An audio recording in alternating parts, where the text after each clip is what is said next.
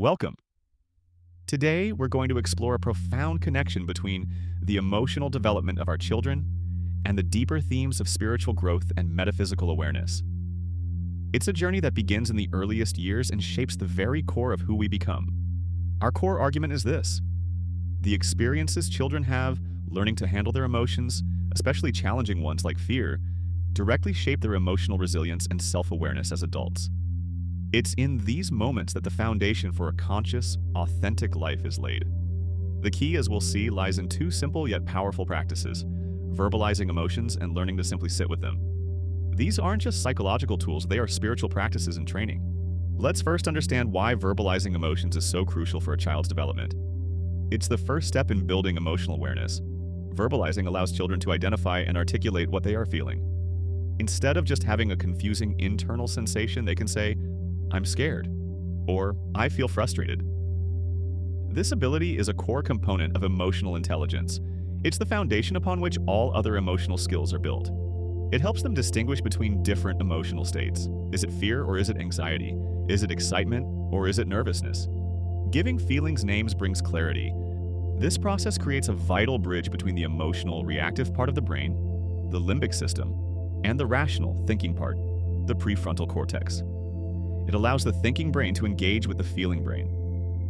Ultimately, this connection fosters self-regulation. When a child can name a feeling, they gain a measure of control over it, rather than being completely overwhelmed by it. Consider the simple act of saying, "I feel scared because the thunder is loud." This verbalization helps the child process the emotion by connecting it to a cause, making it less abstract and overwhelming. Research in neuroscience actually shows that the simple act of labeling an emotion can reduce the intensity of the amygdala's fear response. The thinking brain helps calm the alarm system. This skill is invaluable for managing intense feelings effectively, not just for the child in the moment, but for that child as they grow into an adult facing life's complexities. Now, let's turn to the equally important practice of sitting with emotions. This means acknowledging an emotion's presence without immediately reacting to it or trying to suppress it. Imagine a child seeing a spider and feeling fear. Sitting with the emotion means noticing the fear, observing the physical sensations, and allowing the feeling to simply be there without screaming or running away instantly. This practice is fundamental to building emotional resilience. It teaches the child that they can experience discomfort and survive it. The feeling itself is not dangerous. It cultivates a tolerance for discomfort. Life inevitably brings challenging feelings, and learning to tolerate them is essential for navigating the world with courage.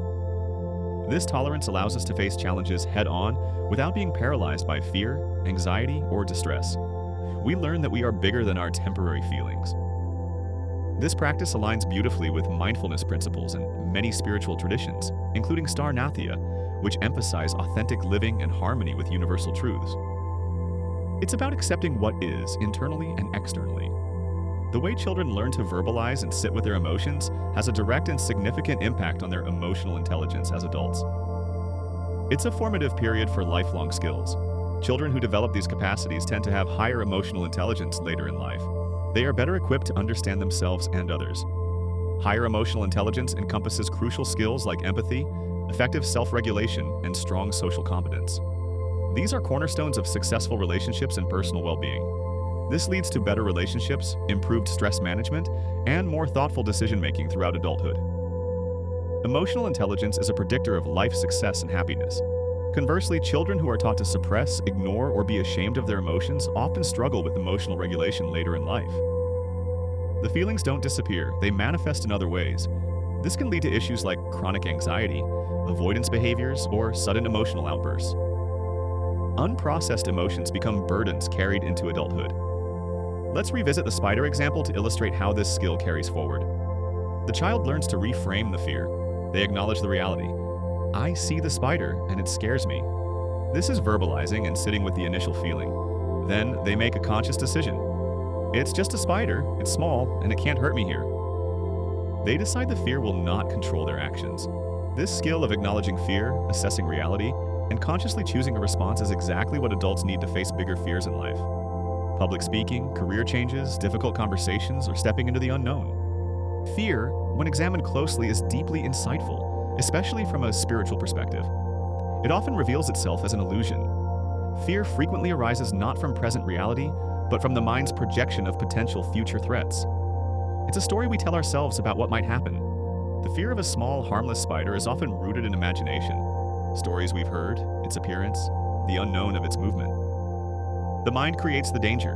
Consider what happens if a child closes their eyes and dives into the imagined fear of the spider. The mind is free to amplify it, creating vivid, exaggerated, and terrifying scenarios that aren't real. Teaching a child to keep their eyes open, see the actual spider, acknowledge the feeling of fear, and then consciously decide that this small creature has no power over them is a powerful lesson. It begins to rewire the automatic fear response. It teaches them that they have agency over their internal state. They can observe the fear without being consumed by it. Closing their eyes again, but this time visualizing the spider shrinking or simply disappearing, reinforces the idea that the fear is transient and controllable. It's a mental practice of releasing the hold of the illusion. This aligns perfectly with the Star.nathia philosophy and many spiritual paths that focus on aligning energy and clearing blockages. Facing fear, acknowledging it, and choosing to release its power is a fundamental way to clear energetic blockages that hold us back from our true potential. It's not about eliminating fear entirely, but understanding its nature and choosing not to be ruled by its illusion.